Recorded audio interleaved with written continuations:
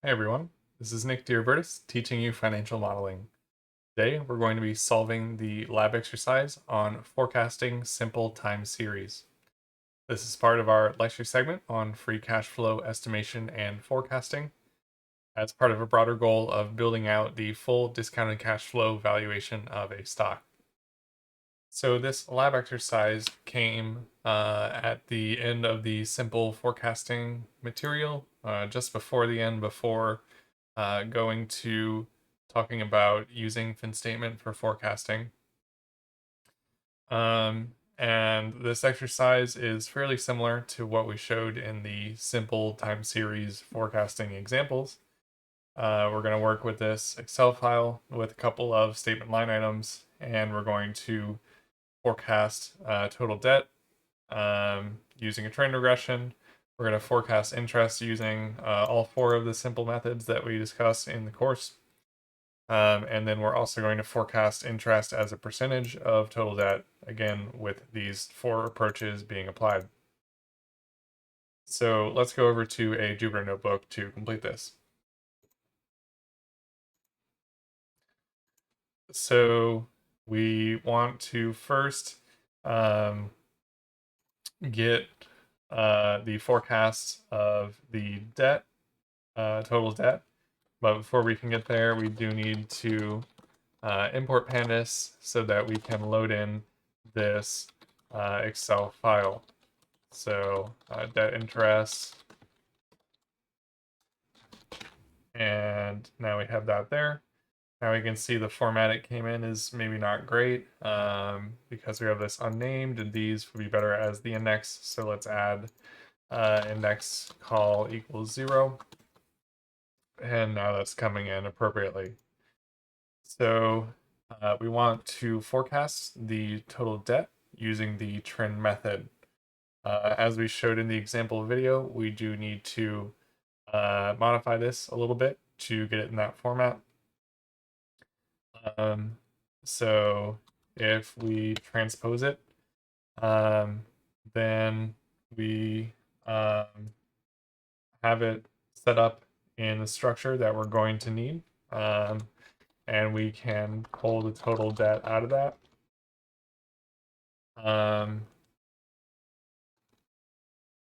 Or let's first take that and let's do the reset index, drop that, and then reset index again, and we should get an index column coming in there, which this is going to represent our T. We can rename the index to T, or sorry, columns equal. There we go. And out of this, we want the T, T, and, or we don't even need to index it yet. This can be our forecast data frame. So we have what we need in here. We have the total debt and we have the T. So let's also import stats models as SM or statsmodels.api as SM. And then our Y is going to be the total debt. The X is going to be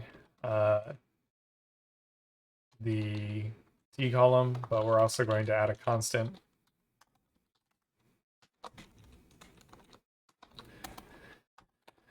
And then we can run the OLS regression, Y on X with a constant. We can fit the model and see the resulting summary.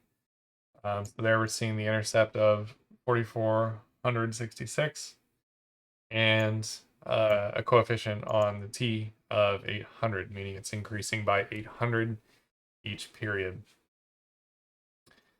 So then we have those results. We can then extract the intercept and coefficient from that. So the intercept is going to be result parameters const, and the coefficient is going to be on t. So that way we have both of those there. Okay. So now in order to forecast the next period, for the total debt, then we would do the next period is going to be t equals 3. So it would just be the intercept plus 3 times the beta. And that would be our estimate of the value for the next period. We're going to need to do a trend regression again once we get into the interest expense. And then again with interest expense as a percentage of revenue. So let's wrap this up into a function. So in the example, I showed, composing this into multiple functions, which is a better approach, but just in the interest of speed here, I'm just going to make one function which does this whole approach. So trend forecast for next period. Or yeah, just trend forecast, and we'll be able to put the period. So we're going to give it the data frame and the line item and p. So within that, then we'll do this, creating the forecast data frame, fitting this regression, getting the intercept and the beta, and then returning this, but with the t that we want to specify. Now we should be able to just do trend forecast on the data frame with total debt and 3, and we should get the same result, which we do, which is good. So now I can bleed out these other pieces.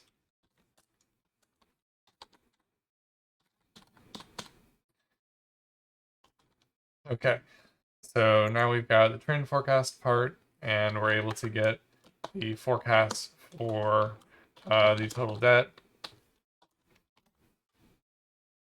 That was the first part. Now we need to then do this forecast method for the interest expense as well as the other forecast methods. So in order to get the trend estimate, so we can do that on the interest expense. So that did not get the interest expense estimate because this is explicitly looking at total debt. I need to use line item here. Now that is working appropriately. That number seems to follow the trend. So then we can get the mean by taking bf.loc interest expense dot mean. That would be the average approach. And to get the recent value, we can get the most recent date by taking the max of the columns. And then we want to look up that date's value from the interest expense.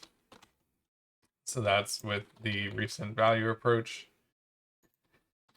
And then the last approach is the compounded annual growth rate approach. So there, we're going to first calculate the compounded annual growth rate. In order to do that, we have to get our ending and beginning value. So our ending value Going to use this last date again. The most recent value, that's the ending value. And then to get the first one, then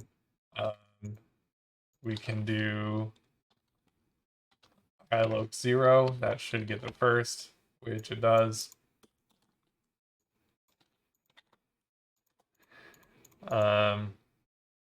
And then the number of periods, we can look at the we can see that it's 2 periods here. So then we're going to do the ending value divided by the beginning value. Take that to the power of 1 divided by the number of periods, and then subtract 1, and that's going to get the compounded annual growth rate. And then we can apply that growth rate to the ending value.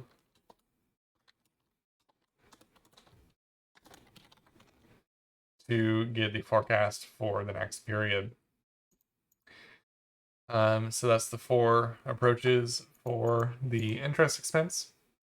And we're going to have to do the same thing again with the percentage of interest expense of total debt.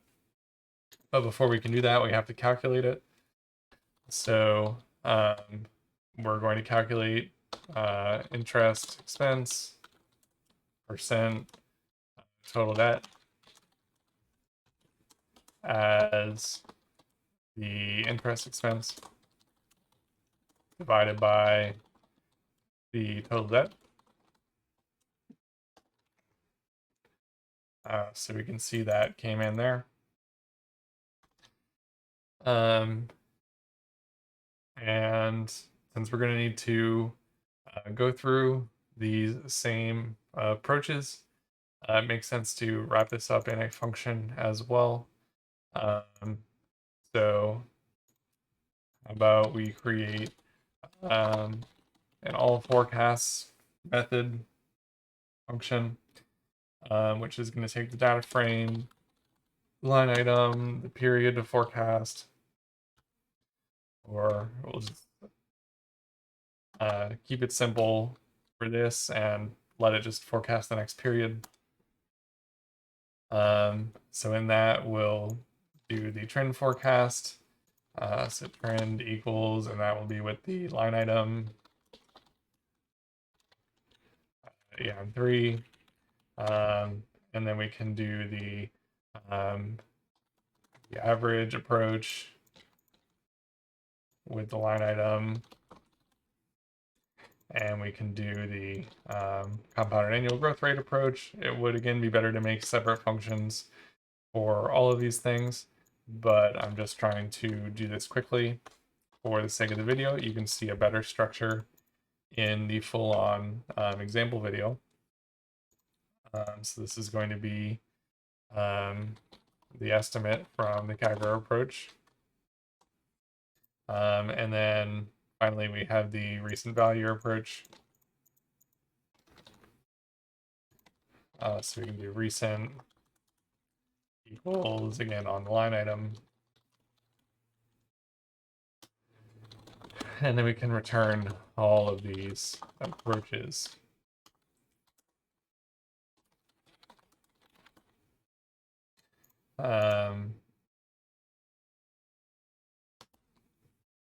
So then we can run this all forecast method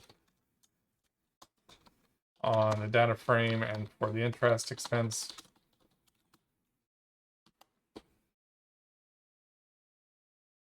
Oh, this needs to come before that.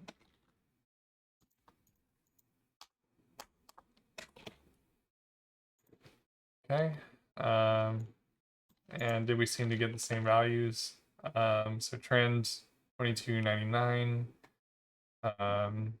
Yep. And then average 1600. The compounded annual growth rate 2390, and the recent value is 1900. So that's all working appropriately. So then we can just do the same thing with the interest expense as a percentage of debt as well. Now that we've built a common function which does all this. And so that's going to get us the percentages, and then we can multiply that by the forecasted sales in order to get the estimates. So let's finally put this all into one loop, which is going to show all this information.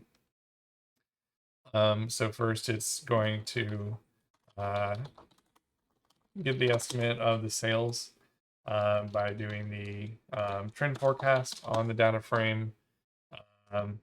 Or sorry, not sales. This would be the debt estimate on the total debt for period 3. And then we're going to have here calculating those 4 approaches for the interest expense.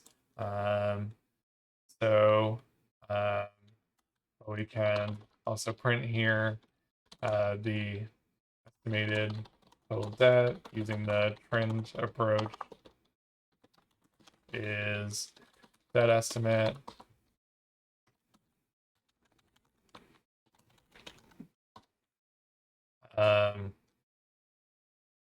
and then comma point, and then we can say that the estimated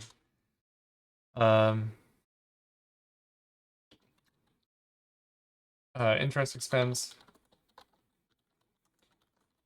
using the trend method is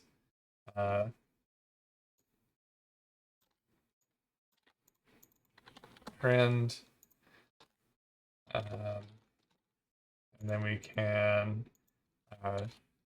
do the average, the compounded annual growth rate, and the recent. So average, compounded annual growth rate, and recent. And then we can do the same thing with the percentage of. And then it'll be the same thing, but for each of those, now it's estimated interest expense using the trend method and estimating as a percentage of total debt. And then in each of these, we're just going to multiply that by the debt estimate.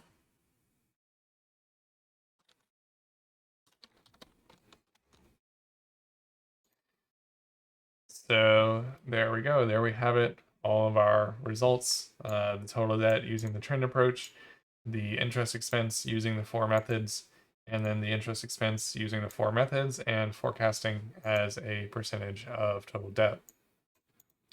So that's everything involved in this lab exercise. So thanks for listening and see you next time.